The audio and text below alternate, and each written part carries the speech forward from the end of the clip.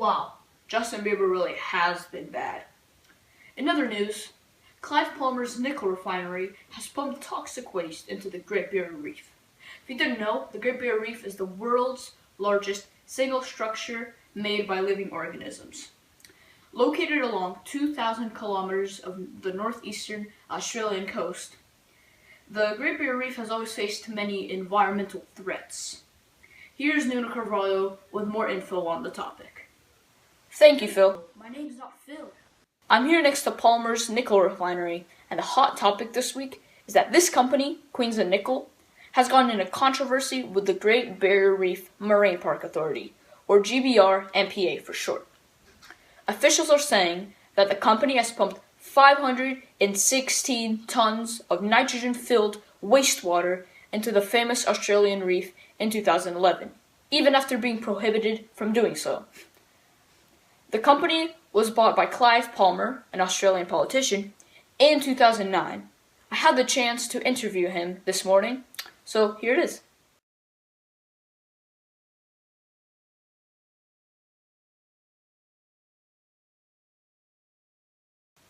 Hello, Palmer. Thanks for taking your time to be interviewed.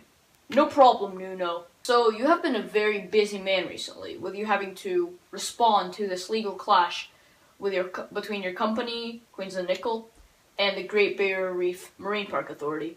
Can you tell us how this all started? For the past 6 years, I've been saving the environment by pumping the company's wastewater into an unusable part of the reef. And now, the GBRMPA wants me to start causing cancer. So, you are pumping and releasing water, which is harmful, because if you don't release that water, there's going to be even more environmental threats and issues. Could you explain to us what that means? If the water's not released, there's an 8% risk the ponds will collapse and cancer-causing tailings will spill into Townsville waterways.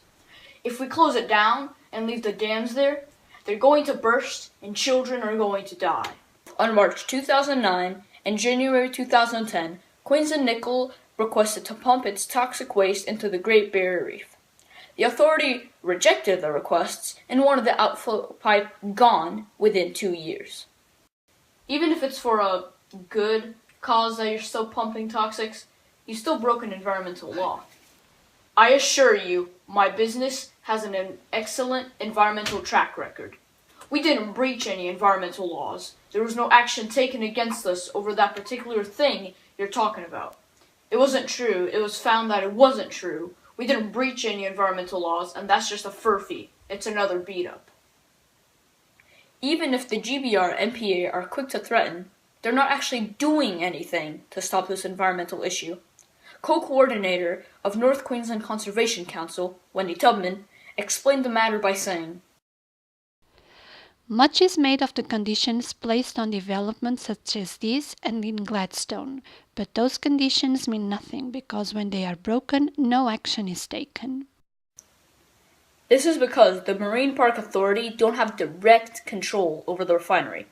As explained in their official statement, "We have strongly encouraged the company to investigate options that do not entail releasing the material to the environment and to develop a management plan to eliminate this potential hazard.